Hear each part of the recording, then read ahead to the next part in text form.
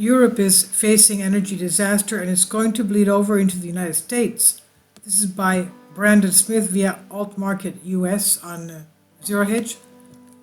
Though the situation is ever changing, currently the Russian government has announced an official shutdown of all natural gas exports to Europe through Nord Stream 1 pipeline and plans to maintain the shutdown until the EU ends its economic sanctions.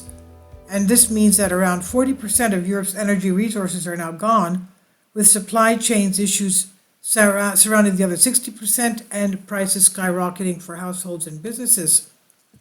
Back in March, in an article titled "The Biggest Lie So Far Surrounding Russia-Ukraine," I noted, "There's something else the media does not talk about much, which is Europe's reliance on Russian oil and natural gas.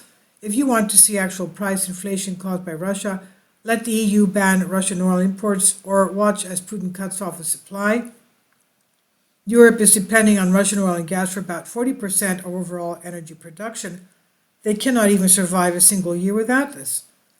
If Russia retaliated and blocked energy exports to Europe, the EU would have to siphon oil from many other countries, reducing global supply dramatically. This would cause gas prices to explode to double or even triple current levels."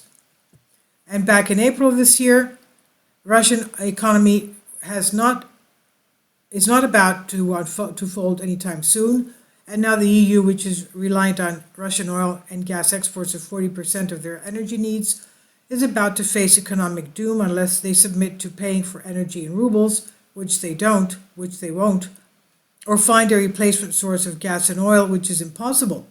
Furthermore, with Europe on the global market looking for alternative oil sources, a big chunk of the oil market will be rerouted. And so what does this mean? Less oil and gas to fulfill the demand in other countries. In other words, prices are about to skyrocket higher yet again. The media disinformation surrounding the economic situation with Russia disarmed millions of people and fooled them into believing that Russia is facing fiscal disaster rather than Europe or potentially the US. And now it would seem my predictions of a full spectrum crisis are coming true. The question is, what happens next? For now, all talk in the mainstream media will revolve around two things: what would be done to prevent disaster, and how evil Russia is for cutting off European population from warmth in wintertime. I'm not going to get into the weeds on the morality of Russia's actions versus European sanctions. European governments are now racing to implement the only policies they understand, that's stimulus policies. The UK and EU are announcing plans to artificially subsidize energy providers and pay a percentage of electric bills for households and businesses. Of course, one has to ask, if it's that easy for governments to simply print money and feed it to energy providers, then why don't they just pay for everyone's electric bills all the time? Because price controls never work, that's why. What the EU is planning is essentially a form of price controls using inflated fiat as a means to placate energy producers for as long as they can. Most oil and gas on the global market is purchased using the US dollar, not the euro. So it's unclear if Europe will be printing euros to buy dollars or attempting to buy oil and gas and coal directly. In any case, this will greatly reduce the euro's value on the energy market and prices will continue to rise for the EU anyway. The EU and UK are seeking to cap prices and pay the remainder, but if prices keep climbing, how much are they willing to subsidize and how much are they willing to devalue the euro or the pound in the process? Are they willing to go into complete currency implosion and hyperinflation to pay for energy?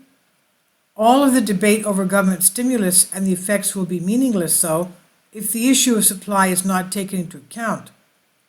The EU can print as much money as they want, but this does not help them if they can't acquire enough energy resources to provide the heating and power the public needs.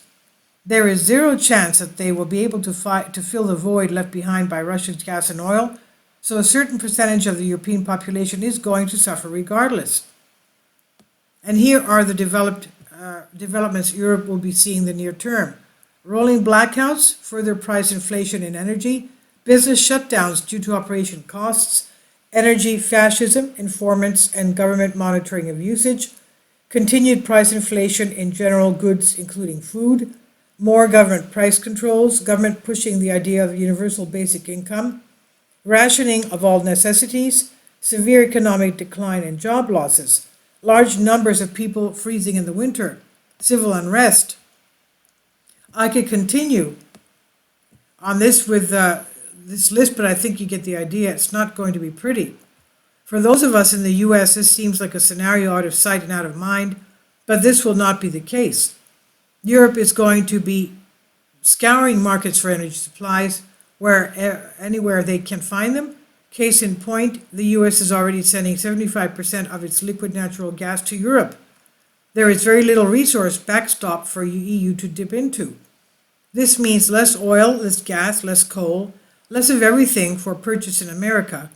Sure, we could be producing most of these resources in-house and cut exports to EU, but the Biden administration will never allow that to happen. At the very least, prices are going to rise everywhere on the majority of goods, and I continue to predict that the US gas prices at the pump will climb to around $7 a gallon on average. Propane and other heating commodities will rocket beyond previous highs. Supply chains will be weakened, European manufacturing will take a massive hit, and many of these businesses will not be able to operate at normal capacity. Most of them will have to reduce production and institute layoffs.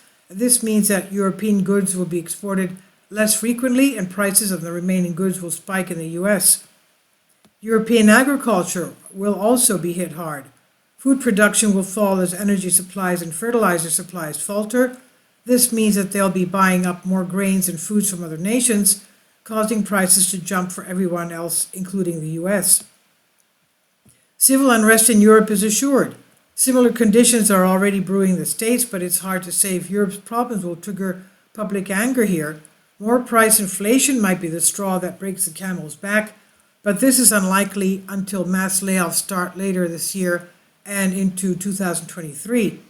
It takes time for the public to realize things are not going to return to normal. Overall, the US economy will continue its path towards destabilization, though it seems that Europe will see the worst of global crisis over the next several months.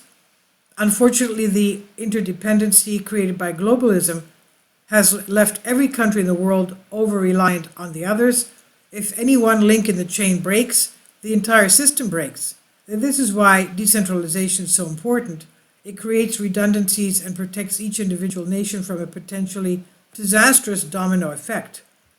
And this is by Brandon Smith via Alt Market US on Zero Hedge. Please leave your comments. Thank you for your support. Kindly support my Patreon account. The daily posts are 5 videos daily, and they are totally different from what I have on my YouTube channel. Thank you so much for your support and that you find all my content so interesting. You'll find the Patreon account details in the description box below.